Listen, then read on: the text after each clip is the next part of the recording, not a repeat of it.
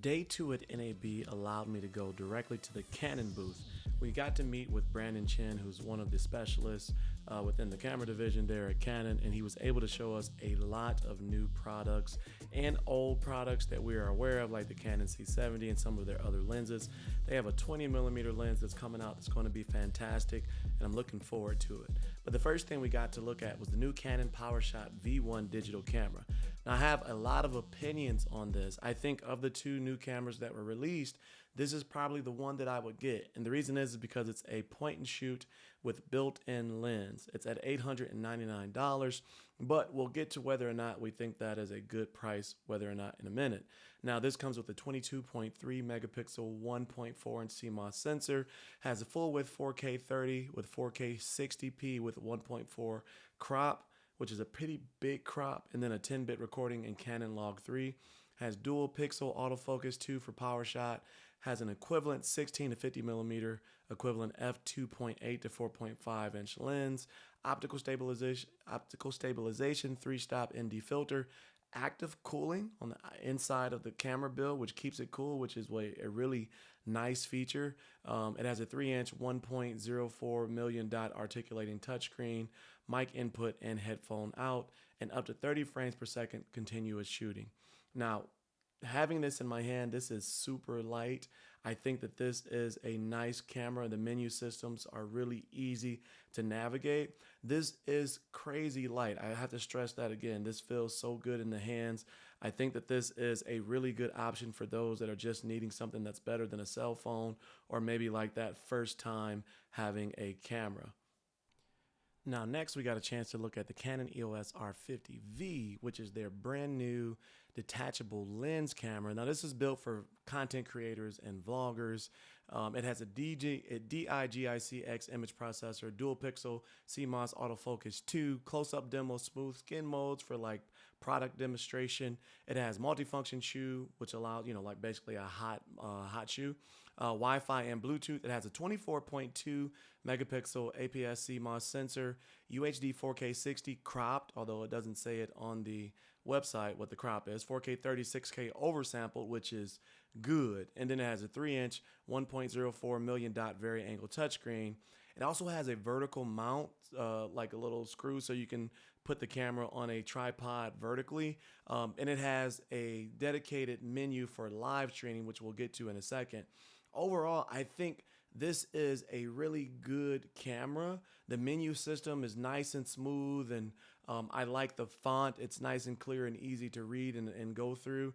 The menu for the live streaming is also something that I have not seen before, and that's really cool because it gives you its own button or menu if you choose to use this for, streaming and games and things like that. Let's take a look at how the camera works. They have it sitting here with Canon Log 3, and I was able to just throw in a memory card and do my own test right here sitting there with Brandon, testing out the autofocus, going back and forth to Brandon and then away from him and then coming back to it to see how well it focused. Now, I wish I had a monitor with me so I could kind of record, the eye tracking and things like that for your viewing. It did do a pretty good job of capturing Brandon going back and forth. I liked that the aperture had 8 different adjustments within the aperture, so it doesn't change in solid numbers and changes in quarter numbers. So I thought that was pretty cool. Now, this is color graded. Well, basically I just added some contrast and saturation and things like that. But this is the Canon Log 3 and how it looked by itself without any tweaking, if you will. Now, I have some opinions on this. I haven't gotten a chance to take this home and really test this. There's some really cool features on this camera. On the front end, there's a recording button. So there's 2 record buttons. There's one on the top and then one on the front of the camera for when you're doing vertical content creation. The grip is designed so that you can hold it easier vertical as well. The Log 3 is pretty easy to play with, and I'm not that good at color grading at all, but I was able to kind of add some contrast, some saturation, raise the exposure without losing any of the dynamic range, and it came out pretty good. Now, I would love to take this home and do some thorough tests. I was able to play with it on a gimbal and kind of see how it responded and things like that. It is also very light, extremely light.